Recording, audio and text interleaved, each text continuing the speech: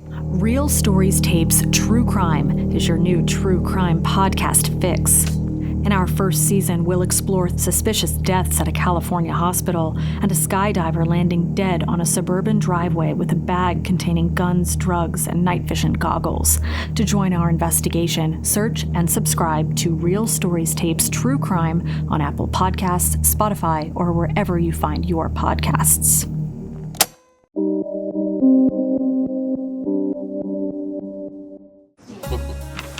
Righto, ladies and gents. Today we have a long-awaited appointment with the good people at Asprey of Bond Street. Asprey? You must be joking. Ce n'est pas possible. This is a 90s, mon ami. Have you seen the security they have there now? I have seen the security, yes, and it is this very security that makes me think Asprey is a red-hot go. How do you mean? Well, they think their terribly expensive security makes them invulnerable, and that makes them complacent. So, the plan? Philippe, when have you ever known me to have a plan? The only plan is teamwork, and teamwork is the only plan. Right, all you mugs got to do is pull the heads until I get a tickle in my throat and start coughing, and me and my little key will do the rest. But... Hey, I don't want to hear your doubts. You're either in, or you can read about it in the paper tomorrow. Okay? Yes, King. You in? Yes, King. Good. Now, Philippe, you'll be with me today. Welcome to Asprey, gentlemen. Thank you. Pleasure to be back. The Tom's in a case in the back corner of the mezzanine. Now, Karen, you and Paul can team up today. Colonel, if you wouldn't mind terribly being infatuated with young Fiona here, you can buy me a drink later. Staff? There should be 5 staff, but with any luck, 2 will be on a lunch break. Now, Tex, if you wouldn't mind going general cover for us today. There is a floor manager in an office under the stairs. If he comes out, you know what to do. Now, if things get too tight, just Uncle Tommy us and we can all scatter like pollen. Do have a lovely day, ladies. Welcome to Asprey, gentlemen. Thank you. Pleasure to be back. It's been such a long time. Do enjoy yourselves.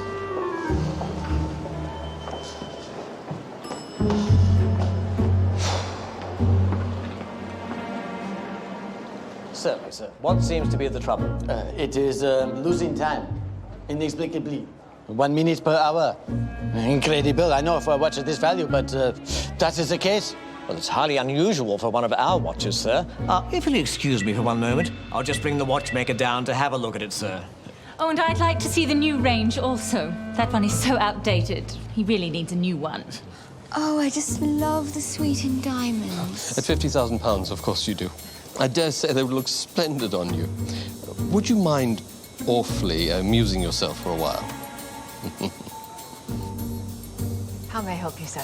I'm looking for something very special for her. That hits just the right note, but of course discretion is extremely important. Of course. Welcome to Asprey, gentlemen. How may we help you today? We're just browsing, thank you.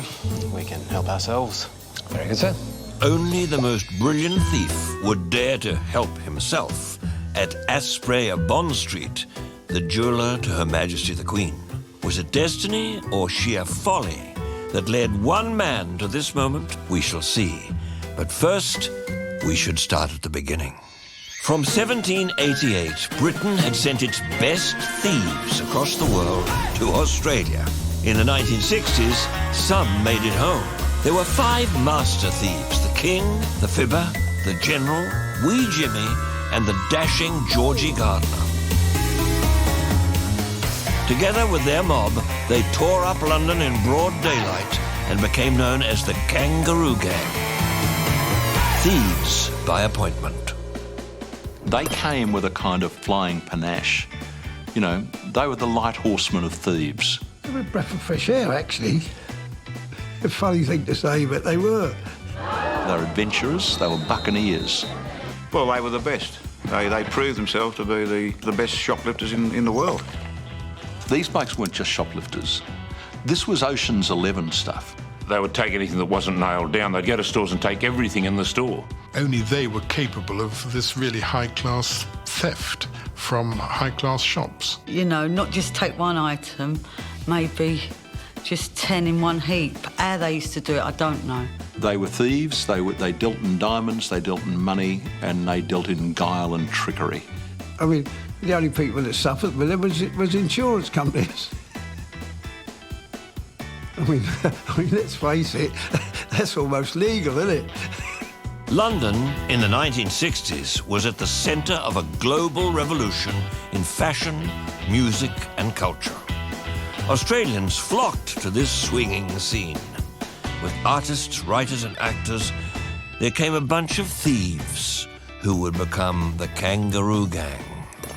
There's a team of Australians who are very professional shoplifters, and they're going to shops, and one of them will distract the assistant's attention while a second will empty anything they get their hands on into large cases, bags and things.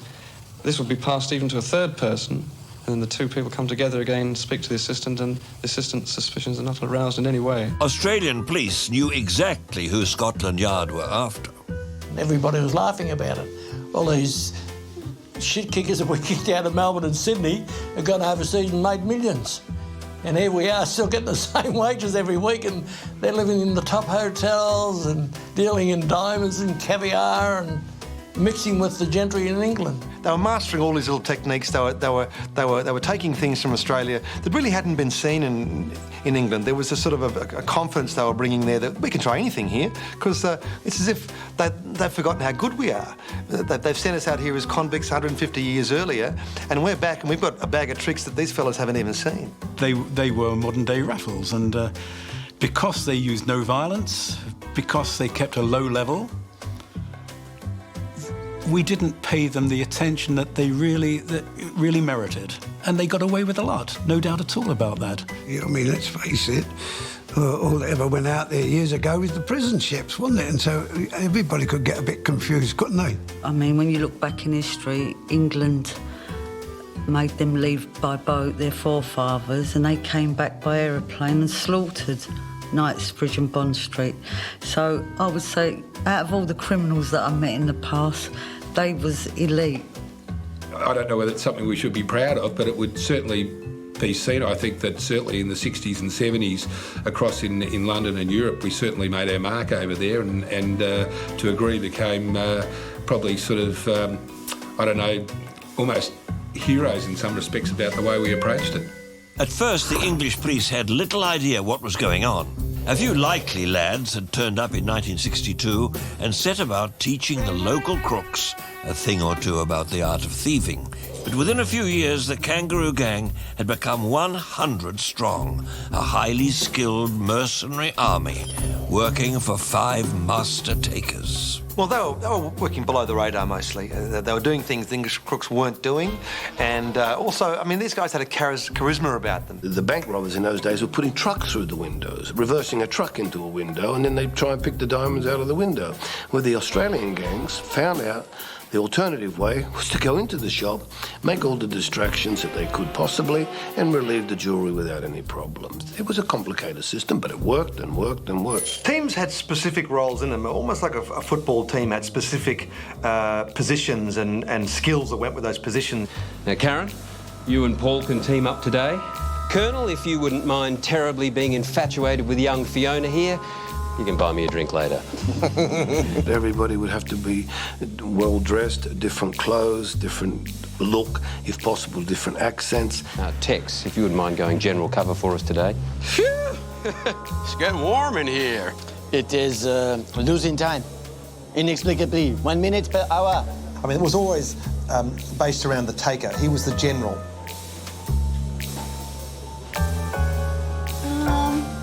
No, we don't seem to have one of those. Then you'd have your head pullers, it was all about getting the staff to look a certain direction for a certain amount of time. He really needs a new one. Okay, humour my wife, if you will. All right. to get everybody in position was a simple casting of your tie. If you tie him with your right hand, you needed him pulled to the right a little bit further. If it was the left, and so on. Just obvious, silly little things that made a lot of sense. There might be blocking where a larger guy would essentially provide a screen, like in football, essentially, to allow the taker to move unseen into the store. And then, of course, the other signals, you know, put your hand on your head, rub your hand through, everything's all right, keep going. But the minute anyone touched their coat twice, that was an emergency to exit the premises immediately. Most of the people involved in head pulling, distracting, blocking and so forth were shoplifters back in Australia, but few had the confidence and the dash to be a successful taker because he was the one that all the pressure was on. Then there was the idea that you had to get everybody into the shop, then the taker had to do his work. That's where it was the difficult part, to get over the counter, behind the counter, into the window or into the back of the office. And then it came who was going to leave first. Not a rush, a stampede for the door, but who would leave first. So that was always signalled in the variations of signals, mainly coughs.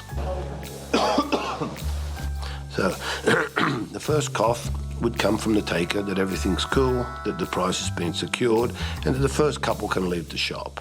Audrey?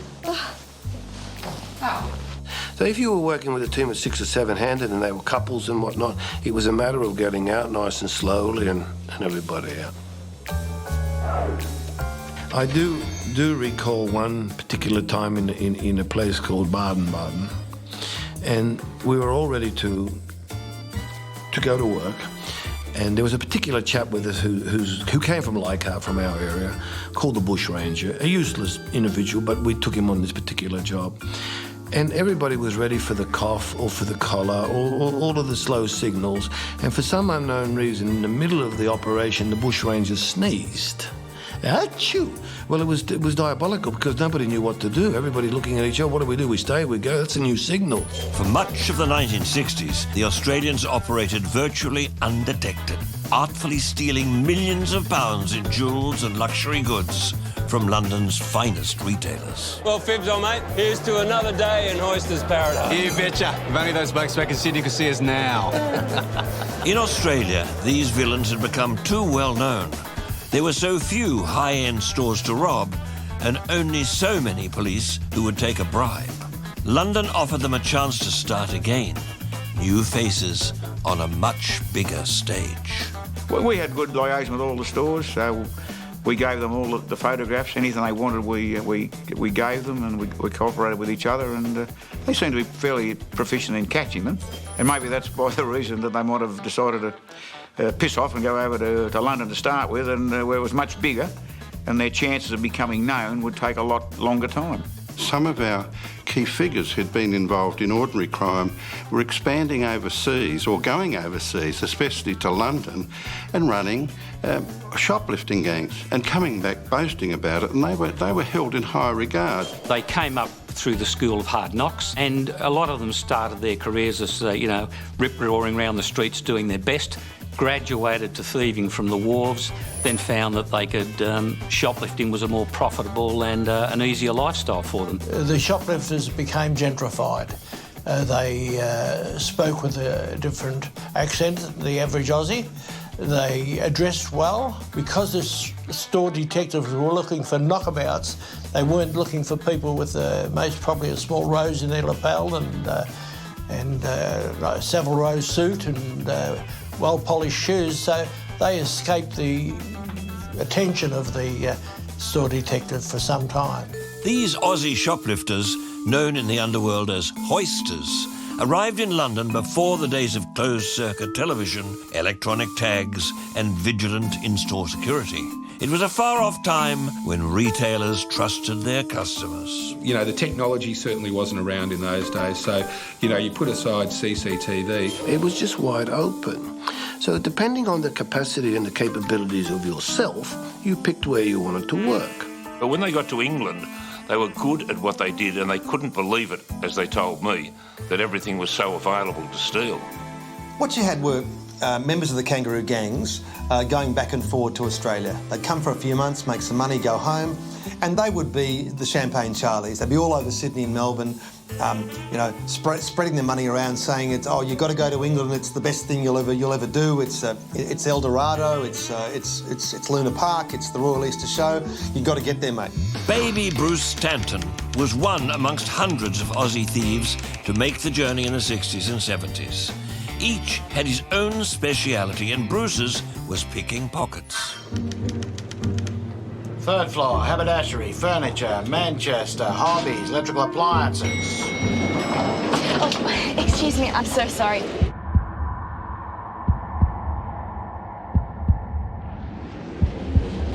Did you say ladies' shoes were on this floor? Oh, no, love, ladies' shoes are on the next floor down. Okay, I'll wait, thank you.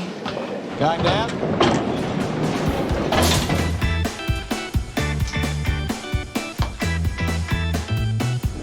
I come from Leichhardt, which is the best way to answer this. And now here I am from Leichhardt.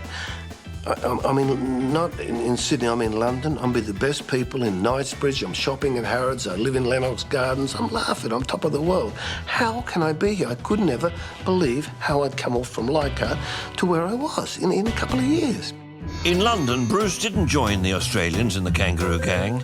He took his pickpocketing skills to the underground, known amongst thieves as King Solomon's Mines, where he joined the English pickpocketing gangs. Here we are at Lower Regent Street, Piccadilly Tube Station.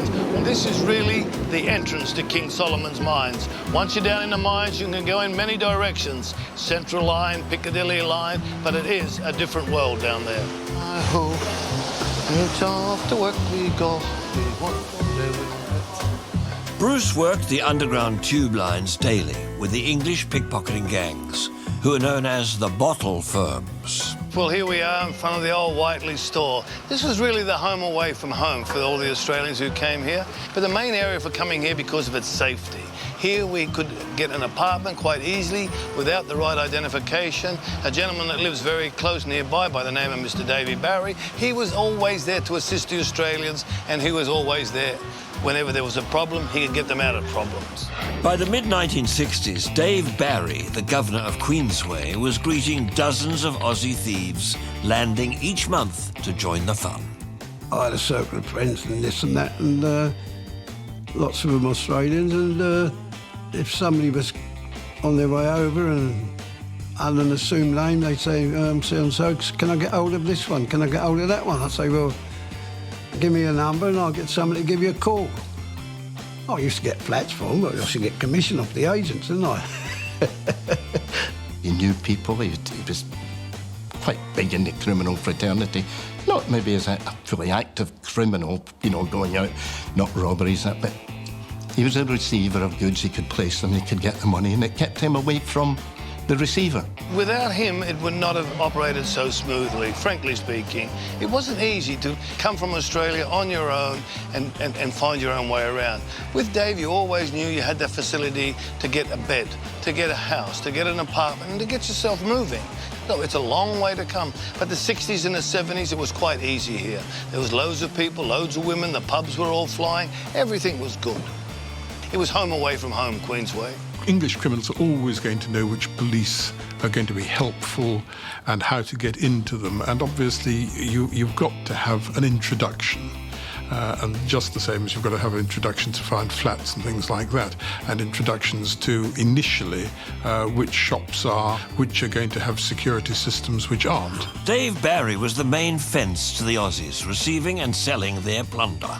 He also had crucial connections with corrupt police, known as the sugar bags, who for a fee would turn a blind eye. Well, you used to get your card marks, say, don't be here, don't be there, it's a ready eye. Things like that, you know, which saved a lot of people from going in the can. The only stipulation was that there could be no violence. That's right, no violence, because the sugar bags wouldn't entertain you if you was at the violence game. They let you get away with most things, but any violence, no, they put a stop to it. With a friendly policeman or two on side, there was nothing the Aussie Heisters wouldn't attempt. Here was the creme de la creme. You had the Cartiers, you had the Kajinskis, you had the Mappin and Webbs, you had the watches of Switzerland, you had famous Aspreys. They were all there together. They, at that time, were way out of my depth. All I could do was look in amazement of what was in the window. But Baby Bruce's time would come, learning the trade from our master thieves.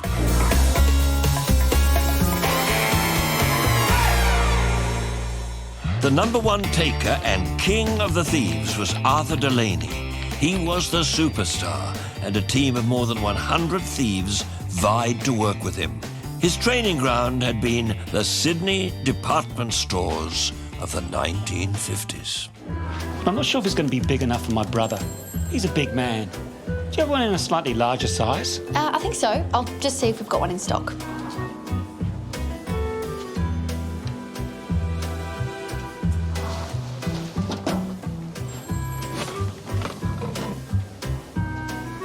I don't think we've got one of those.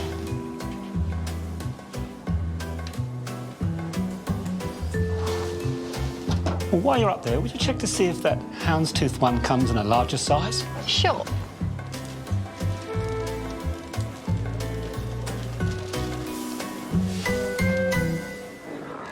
Well, Delaney's Interpol nickname was King Arthur, and he was the king of the crew, smooth as an oiled eel, and he was a real piece of work, Arthur Delaney. He was a remarkable thief. But Arthur had the techniques of being a master thief in many, many ways. He knew where to stand in a shop when they entered a shop. He knew where to slip under the counter. He knew where to go over the top of the counter. He knew where the keys were. He knew how to pickpocket. Arthur was brilliant at everything. Arthur was a great student of human behaviour and interaction, and he worked out how the English reacted to people and the sort of the hot points and the way to deal with people, and he was actually a master at it, and that was one of his great successes, was just blending in or getting people to trust him on the basis that he had the same mannerisms and behaviour as they did, the same customs. So it's very useful. Oh, Arthur thought he was this and everything else. Good luck to him. He called himself the king at one stage. King Arthur invented 3D. People think that 3D would come from Disneyland. King Arthur invented that. Deception, disguise, and distraction. Well, you know, Arthur came to England as the Duke, and now that he was in England in the place of royalty, he wanted to be a king as well. He did say to me sometimes, "Did you read the paper today? Was that you?" He'd read about Raffles, the English burglar, you know, the fictional English burglar who played cricket for the Gentlemen of England and impeccable manners and belonged to the Albany Club and all this sort of thing. So Arthur modelled himself on this Raffles character. He was the shiny, glossy, turned-out gentleman, and that was a huge advantage. Arthur was a big-time operator, and that's where the name the King came from. Yes, King. You in? Yes, King. Very, very sophisticated and very, very good people working with him. But unlike the other teams, Arthur would have mercenaries come in and out. He would hire people for the day like it was an acting guild. The only plan is teamwork, and teamwork is the only plan. No, he just used to love it. He just gets really excited when he got away with something big. Got really excited like a kid. I'm the best. I'm the king. Didn't even know we were in the shop. Didn't even know I was there. But King Arthur was a character of his own creation, not always a dashing thief. He was once a truck driver with a young family in Newcastle, north of Sydney. They were married he was 18, Mum was 17, and they had Colin in 1945, and then I was born in 46. The police came looking for him, so he must have done something wrong then, and he just disappeared. Delaney left a string of children and their broken-hearted mothers across Australia, including Rosina da Costa, who only found out who her father was after his death. The year 2001, when my birth mother confessed to me that Arthur William Delaney was my father. Arthur was her first love, of course, and she used to always say that he was drop-dead gorgeous and she was totally in love with him. The last time she heard of him was when he did a jewellery heist in Denmark with the Kangaroo gang. When Arthur landed in London in 1962, he was one of the best money-getters ever seen, And with the spoils came an endless procession of women. Because every photograph I've got is with a different woman. Every single one. He was a handsome-looking bloke. He's only a little bloke. He might have been about an inch bigger than me, but the women loved him. Arthur was a womaniser. He really loved women. No, he'd say, you're my fountain of youth and you're my little drop of morning dew. That's it. He was such a honey tongue. I've never seen anyone more beautiful than you. He was the man, Arthur, you know. If you had two girls, well, they both want Arthur. You might miss out altogether, you know what I mean? I mean, there were just a string of women in Arthur's life, and I think they would, you know, a lot would wait for him in vain, I'm afraid. Every king must have his jester, so Jack William Warren, a.k.a. the Fibber, followed his great mate Arthur to the UK. But before meeting the king and becoming a jewel thief, the Fibber worked a lot of scams. His favourite was playing the popular game of 2 Up with dodgy two-headed coins. Come on, that's 4 in a row. Hand the kip over to somebody else. Give us some luck. Oh, come on, fellas, get behind me. What's wrong with you? I'm willing to put my shirt on this next one being ahead. I'm serious. I'll even bet my wig if I have to. What do you give me for this, Governor? Oh, it looks like a mangy chihuahua. I'll give you 2 bob. Well, you're a beautiful man, but you can shove your 2 bob where the sun don't shine. Oh. I'm not backing you, you bald prick. 20 on tails. I'll have 50 on tails. Yeah. Come on, mate, head him up. There is about 200 on tails. I know. I'm going to put 200 on heads. Righto, mate, head him up, come on. Let's go. Come on.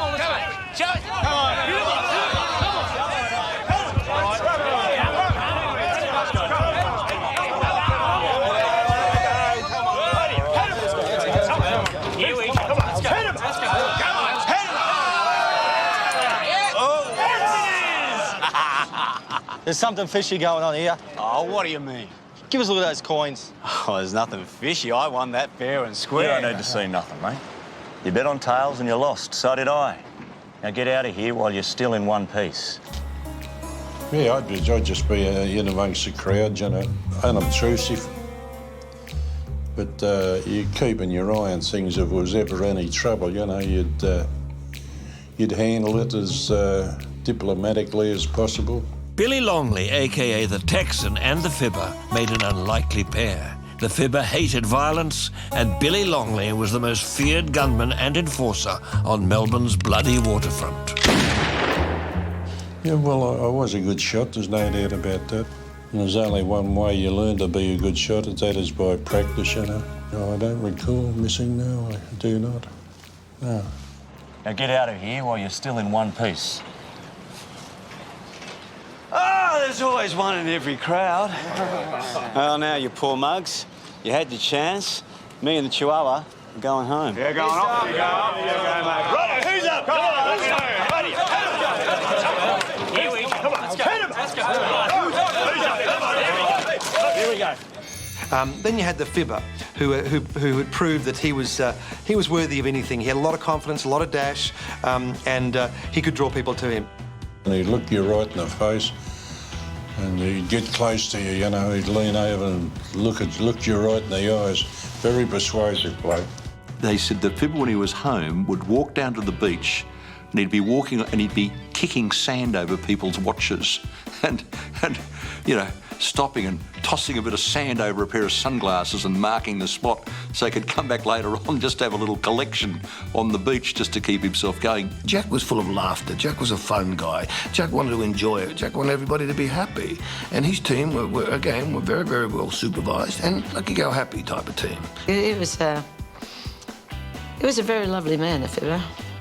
He was a spender in a very, very big way. He would go out in the restaurants, nobody else could pick up a bill. It'd always be the Fibber would pay for everything. Whether they went on a trip or holiday, Fibber was always there to pay the bills. He was a big earner, so he was a big spender. I was with him one day and we had safe-breaking stuff in the glove box of the car and we were headed up to attack this safe. And the coppers drove past us and wanted us to pull over. Oh, Jesus, I'm saying to myself, I could see 5 years, you know, with what we had in the glove box, Jolly Night and things like that. And the lawyer said, leave this to me. And he got out the car and ran up to the police car and had his head in the window. And he came back and he said, I fixed that up. And I thought to myself, how the bloody hell would you fix that up? The Fibber was really a master of disguise too. He used his dentures and his wig as a real tool of trade, you know. And he used to say that if you pull a big job and you've got any fear that people are chasing you, you get to the corner, whip your wig off, pull your teeth out, you know, look like you're reading a newspaper, and if you get to the corner, you're another person. The first night I met Fibber was at the Rushcutters Bay Hotel. And Fibber said to me, here, walk in the laundromat next door. He said, I just got to pick something up. So we go in there and the dryer's going round and round. And he opened the dryer and he took out his wig and put it on his head. He just washed it in the laundromat, put it in the dryer, went back for a beer, came back. The wig was all nice and fluffed up from being in the dryer. He just stuck it on his head.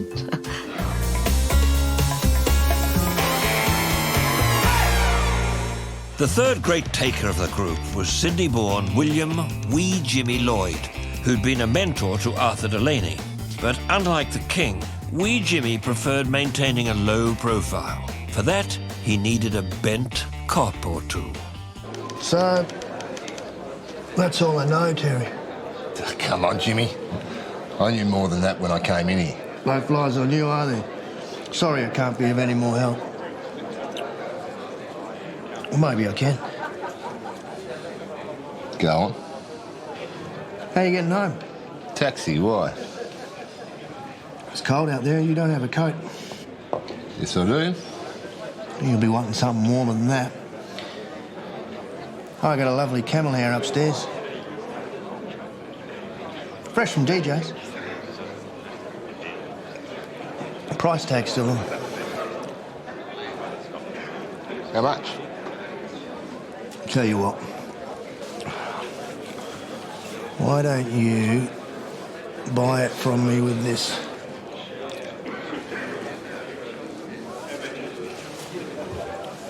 Better still, keep the change.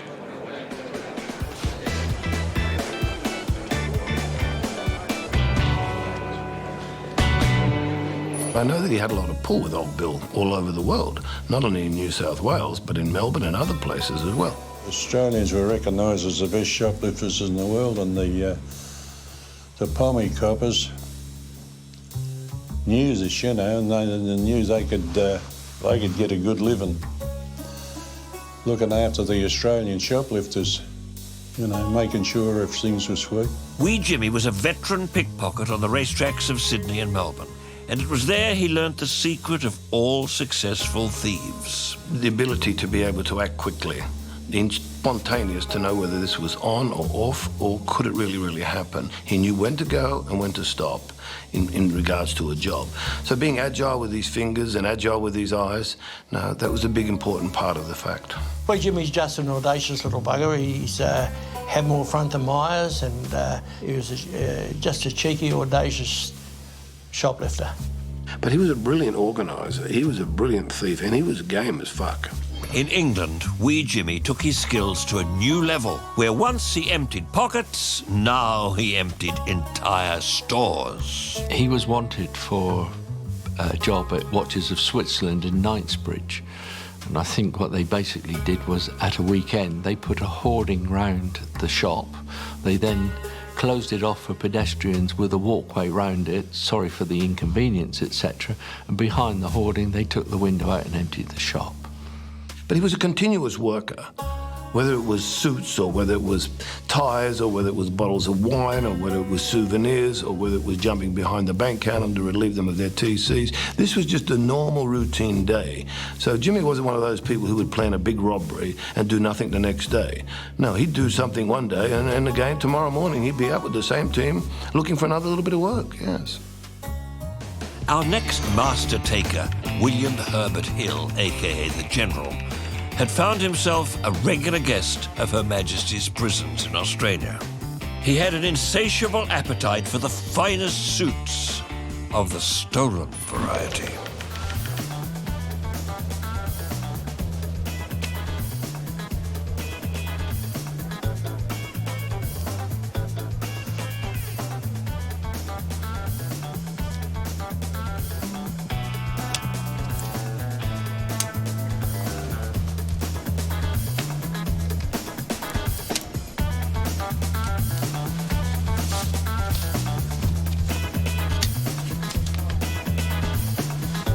He was a turnover man. It was the shirts and the sheets and the golf balls and the fashion items and things that that he continued to hoist consistently, and he was very, very good at it. So it wasn't as glamorous. It didn't get him the accolades that the jewel thieves like Arthur got or the Fibber, but he just worked relentlessly, and so he actually amassed the money in the end. Oh, he was well known shoplifter.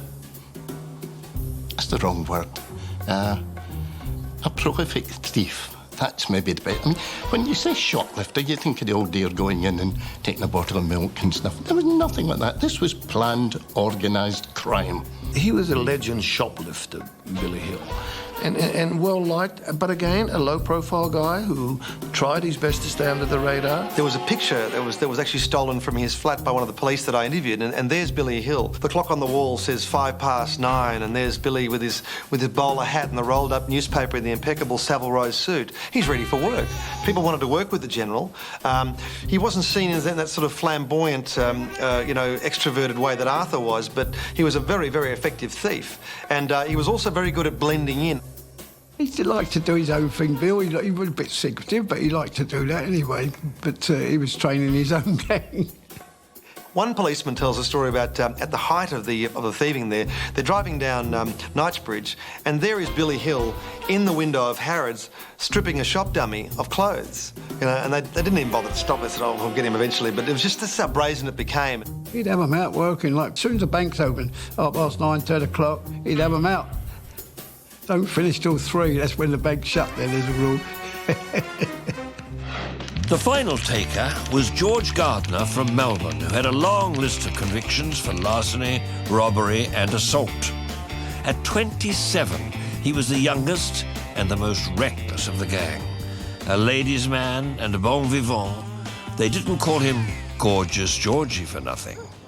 And he was game for anything.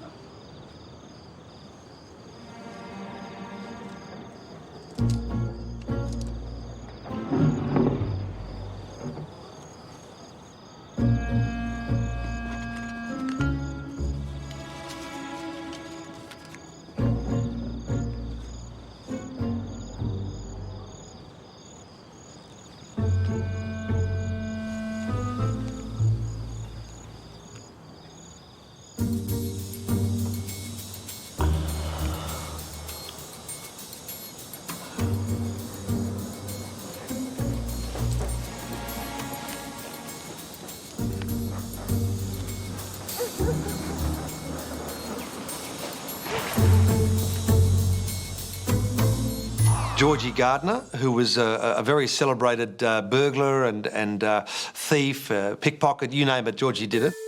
Georgie Gardner had a lot of dash.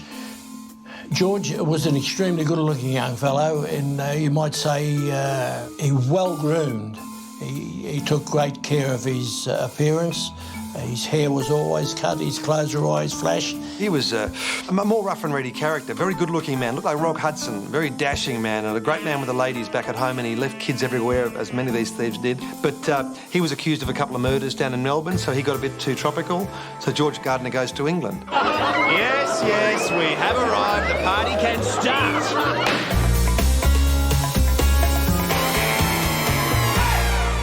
By the mid-60s, London was under siege from violent crime. The press carried sensational stories of spectacular heists. In 1963, the great train robbers had become world famous. Meanwhile, violent teams of bandits were running amok in the streets. They provided the perfect distraction for the Kangaroo gang. When I was first there, the English had run inside, baseball bats, machetes, anything, break everything in there. Everybody would be bloody, terrified. They'd go away and they'd scoop it all up out of the cupboards and jump in the car and away they'd go. Robbery was the big thing in London at that time. It seemed every person in the villainous world was going into banks, shotguns, and then just tearing the place apart. Compare this to the Kangaroo gang, who literally charmed their way to riches. Welcome to Asprey, gentlemen. Thank you. Pleasure to be back. It's been such a long time. Do enjoy yourselves.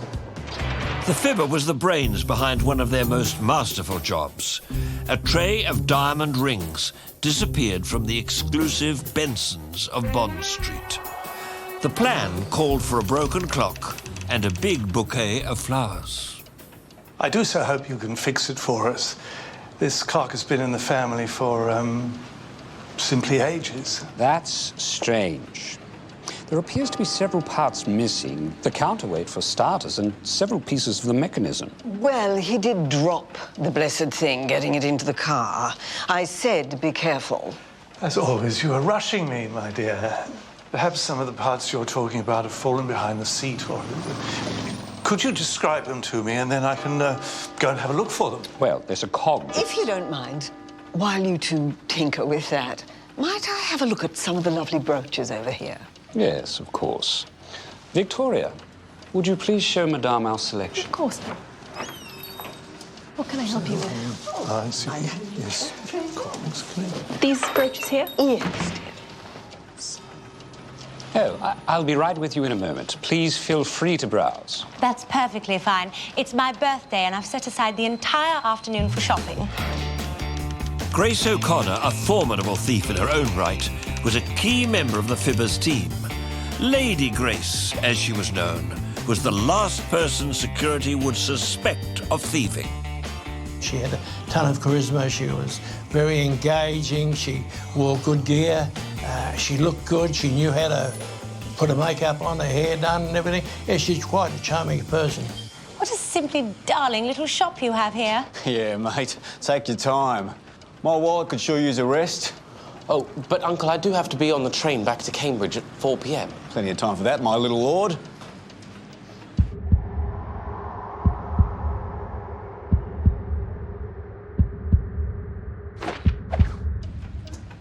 Would you show me that clock over there?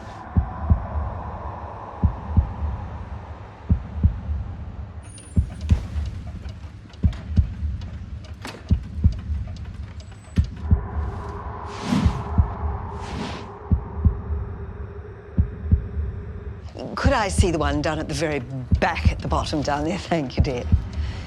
Yes, right down at the back of the tray. Jack, I really do like that one there. The one with the little jade heart. Don't you want to please me on my birthday? Of course I do, my love, but it seems like every day's your birthday. Well, it's only a few £100. Oh, good. Heavens above, what have I done? Oh, dear.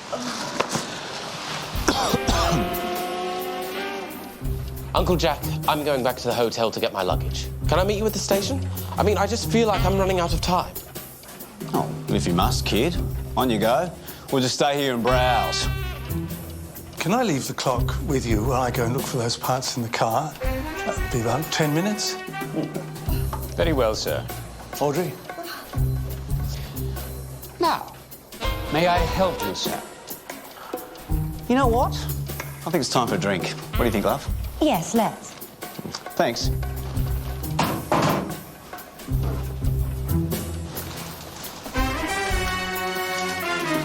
To most police, this was just another case of shoplifting. They were too busy chasing violent, armed robbers to give it much thought. But jobs like Benson's were going off almost every week, arousing the curiosity of a bobby who was to become the Kangaroo gang's nemesis. I think the first incident I ever went to was Bond Street. There was a jeweller's there called Benson's of Bond Street, which was a very high-class jewellers. And a team of people in there, allegedly with Australian accents, had managed to take a whole tray of rings from a showcase. It was a great robbery because Grace walks in with a great big bunch of flowers, which is looks lovely, and it even smiles at one with nice flowers and so forth. But it's also, it serves two purposes. It provides a block or a smother from people who might be looking at what they're doing, but it also contained a pair of bolt cutters. The majority of times, the bolt cutters were long, and you had to cut the arms and make them short enough. It made it a little bit harder to get the lock off. But if it was a thin lock, then it would chip off easy, just like a pin. The gang got away undetected in broad daylight, right under the noses of the shop assistants. It wasn't until late in the afternoon, when another customer came through the door, that the draft caused the door of the showcase to flap, and then they realised it was open. Otherwise, they hadn't noticed it. Pierce goes down there and the staff were mystified. How had this happened? There were these nice Australians? Really? Really? We were getting some reports about Australians. Is it true? Are Australians the best con men? They're amongst the best, yes. Just amongst the best. We're not out ahead. Not way ahead, but pretty good. Pretty good. Why is this? Why do they make such good con men? Well, they've got the attributes of the con man, in particular this real wide-open, sun-tanned Australian face that wins confidence. Yeah, take your time, mate. My wallet could sure use a rest. So Mike starts to put it together. It's not just random acts of theft going on. It could be an organised ring that is targeting the West End. And that really started to prove the point that we weren't dealing with the average local, if you like. We were dealing with something a little bit more sophisticated. You know, these people were taking property on a grand scale. We've lost the term grand larceny, but I think that would probably be a better term for describing their activities than just shoplifting. Jobs like Benson's were a dime a dozen. One by one, the big names fell. Cartier, Kaczynski's, Graf, not to mention the wholesale diamond merchants of Hatton Garden. They had the keys to the city, and they helped themselves all over town. The continent offered many more dazzling riches, and policing was even more lax, as the king led the charge across Western Europe. Arthur was now thinking about Europe. You could go out into the countryside and there would be small villages, small towns, which would still have master craftsmen, jewellers, with stores that were even more, open and vulnerable as they had been in England. They had a fistful of British visitors' passports. They were cheap cardboard passports. I would say it was quite feasible that with a false passport, you could go to Geneva on a flight in the morning from Heathrow, you could shoplift at lunchtime, and you could be back in the afternoon. And if their description or information came in that it was them, they could produce their genuine original passport and say, I've never left the country. And there was nothing one could do about it, really. But even the best thieves do some time. So it was for the king. He got caught in Amsterdam with a fistful of diamonds and spent a year in a Dutch jail. He had all these, apparently all these meals when he was in jail in Amsterdam. They were all delivered from a local expensive restaurant, or people would deliver him all. He didn't eat jail food. Delaney had a record of something over 130, 140 criminal entries during his lifetime, which is pretty exceptional for any criminal. It shows that he did a lot of jail time. After his enforced sojourn in Amsterdam, Delaney returned home to Australia to regroup and indulge his other passion, beautiful women. Arthur was back from Amsterdam, and he was big-noting all over the eastern suburbs of Sydney about how well he'd done and so forth, and he was, cutting a swathe through the ladies, and he met Paddy at the Rose Bay Hotel, which was a local haunt for his crew at the time. I thought he was quite dashing, always dressed nice, and had his nails polished. I hadn't met anyone who had their nails polished before. But this was a short stopover in Sydney for the king. Delaney's ambition was to be remembered as the world's greatest jewel thief, and he promised to take Patty along for the ride. He made lots of promises to lots of people, and I guess she might have taken it too seriously when he said to her, let me get there, get set up, and then I'll send you a ticket and we'll be together. But sure enough, it turned up. There was the air ticket. I had no desire to leave this country. If it wasn't for Arthur, I don't know if I ever would have. But once I did, I found it very exciting and very impressive. And it was. The Kangaroo Gang's weekly haul regularly topped £100,000. Anything not bolted down was on the shopping list. And as far as the money's concerned, it was astronomical. It was driving them mad. I mean, when you look back on some of the heists that they pulled, and translate into modern terms, you know, it's easy to say now they got $10,000 that day, but that's the equivalent today of over $100,000 just in an hour or so. And there was a table, a long table, it'd be 10 foot long, I'd reckon. There was money on it that high, nearly right across it. And it was all different denominations. It was big. Everything was put out to take. Perfume was expensive and put out to take. They had a sense of humour. For example, they'd have a Christmas party, the shoplifters' Christmas party. So much perfume.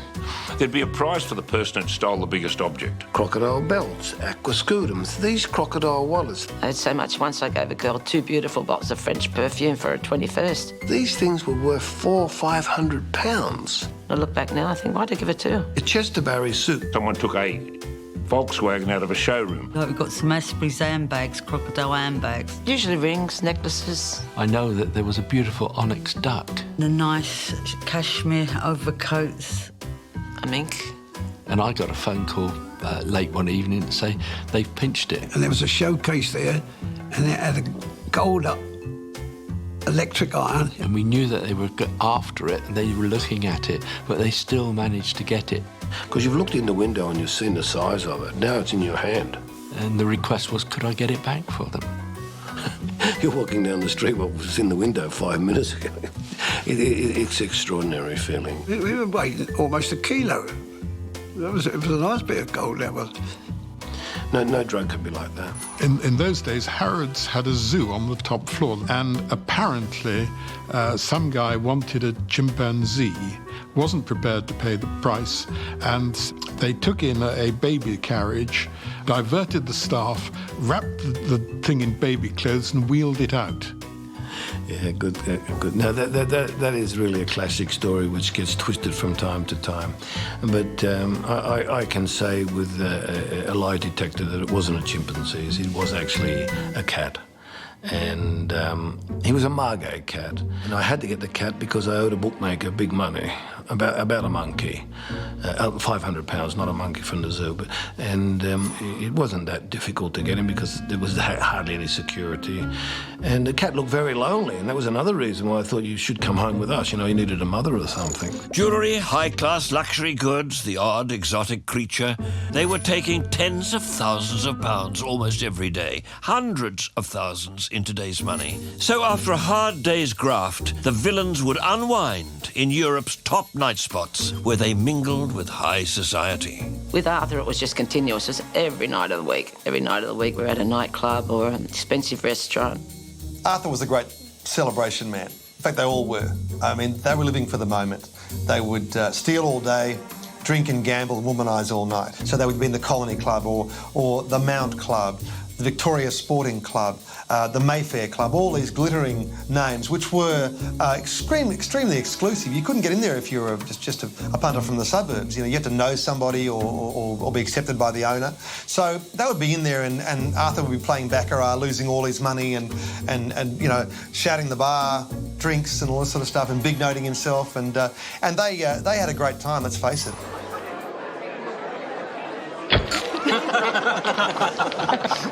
Well, Fibs, old mate, here's to another day in Hoister's paradise. You betcha. If only those blokes back in Sydney could see us now. Here, honey, take your pick. Anyone you want. Really? Anyone I want? Sure, Paddy. I want to know how big you like your diamonds, sweetheart, so I know what to get you next time. I've never seen anything more beautiful. I've never seen anyone more beautiful than you. This goes perfectly. Oh, excuse me while I chunder. You're a beautiful man, Arthur, but geez, you can lay it on. We'll have Sue getting ideas next. Well? OK then, my love. Close your eyes.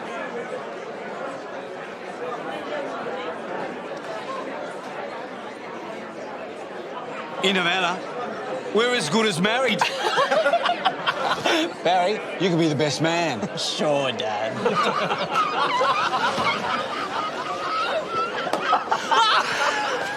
You never change, do you, Delaney?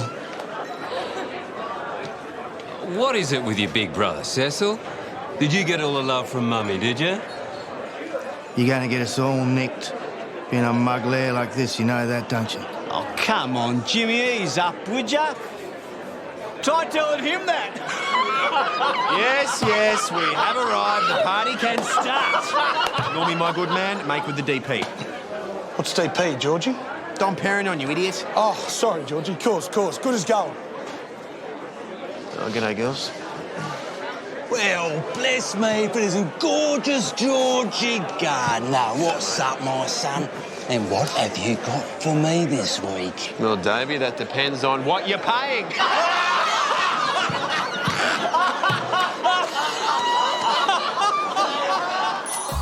Despite all the success, a bitter rivalry between the king and Wee Jimmy was becoming a public spectacle. Wee Jimmy would regard Arthur as a big noter and a loud mouth. You're going to get us all nicked. Being a mug lair like this, you know that, don't you?